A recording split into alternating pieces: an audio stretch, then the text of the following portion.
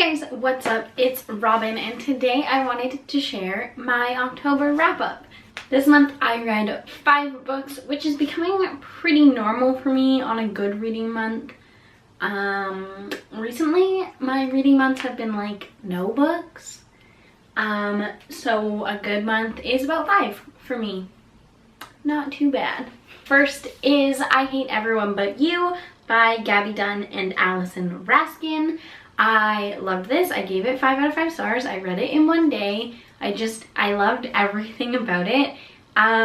This book follows 2 girls on their first year of university or college, and they are best friends and they end up on opposite sides of the country, and it's their texts and emails and that kind of thing while they're both away. And as someone who went away for school, and my best friend also went away for school, we ended up like 7 hours away from each other. I think this book is just, this is everything. Like, this book is perfectly our friendship.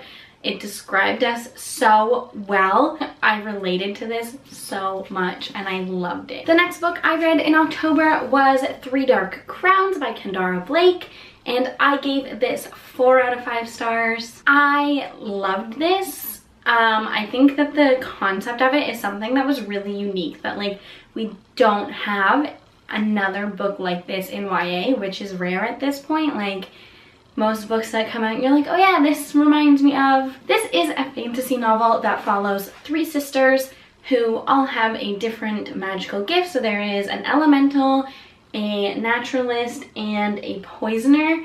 And on their 16th birthday, they are supposed to kill each other and one of them will become queen. It was so interesting. It follows all 3 different characters, which I loved. I find that I really I liked all 3 characters. Like, I got to know all of them. I think that there's a lot of like strong character building for how many characters there are. The only thing, like the reason I gave this 4 and not 5 stars is at a lot of points I felt like I was just kind of waiting for something to happen. Like, you're waiting for it to get to that point where like they're gonna kill each other and who's gonna be the queen, and you don't know, and it's so exciting. And then the end of it was like slightly disappointing, but there was also a couple things that I wasn't expecting, and yeah, I really liked this. And then I immediately went out and bought the sequel and then haven't read it yet, so whoops. So the next book that I picked up, I kind of picked up for the Spookathon readathon, which I tried to participate in this year and it went very badly.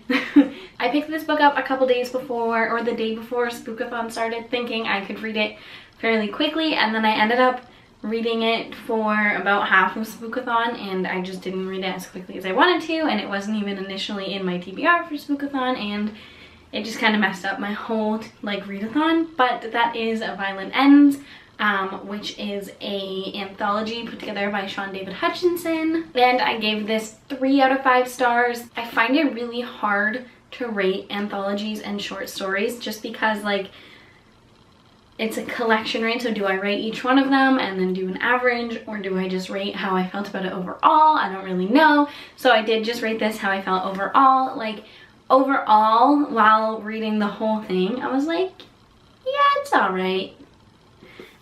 This book is a collection of short stories that all follow a high school shooting. So they are all centered around this boy who went in and shot up his high school, and it follows all different perspectives. So you get like his sister, the victim's family, the victim's boyfriends, people from other schools in the area, the gun that he used, which I thought was like one of my favorite in here, which is called, so it was The Presumed Destroyed, and I'm not sure who wrote this one. So my 3 favorites within this are Survival Instincts, which is Tom Levin, The Perfect Shot, which is Sean David Hutchinson's, and Presumed Destroyed, which is Neal Shusterman, I believe.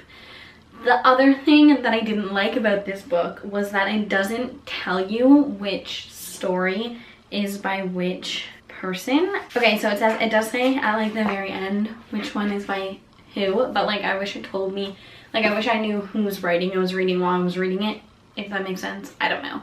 Anyway, I gave this 3 out of 5 stars. The other book that I read for Spookathon was Turtles All the Way Down by John Green, which completed the challenge to read a book with orange on the cover. Even though like this wasn't spooky at all, it was the only book I had with orange on the cover, and I was so excited to read it because it was brand new. Like most of John Green's books, I gave this 5 out of 5 stars. I absolutely loved it. The main character, Aza or however you want to say it, has OCD and anxiety, and like I loved the way it was portrayed in this. I loved it so much. I felt like she was a relatable character, or she could be a relatable character. I related to her, and I don't suffer from extreme OCD or anxiety, but just the way it was portrayed, there were definitely aspects of it that I was like, I can understand that. I don't know. I loved this book. Parts of it were so like emotional and just made me like actually think about things, and I cried because it's John Green, and who doesn't? I loved it. I loved it so much. And then the last book that I completed this month, I read part of it during Spookathon and then ended up finishing it late, but that is There's Someone Inside Your House by Stephanie Perkins, which for Spookathon was the challenge to read about a childhood fear. I was absolutely terrified of people breaking into my house when I was a kid, so I read this and I gave it 3 out of 5 stars. Like a lot of people have said, it's like a silly teen slasher movie put into a book. It was ridiculous, but I was thoroughly creeped out in some parts. I read it at like 2 a.m. and was literally like texting my boyfriend and was like, I'm so scared right now because this is creepy as hell. Yeah, I liked it even though it was ridiculous. Like I found the characters relatable, parts of it were funny, parts of it I was like, oh my god, this is scary. There was some suspense. The ending was decent. I liked it. So whatever. So that is it. Those are the 5 books that I finished in October. If you read any of these books and you have the same thoughts or different thoughts, or you want to tell me your thoughts, let me know down below. And if you didn't read any of these books, what did you read in October? So that's it for this video. Thank you so much for watching, and I will see you soon with a new video. Bye.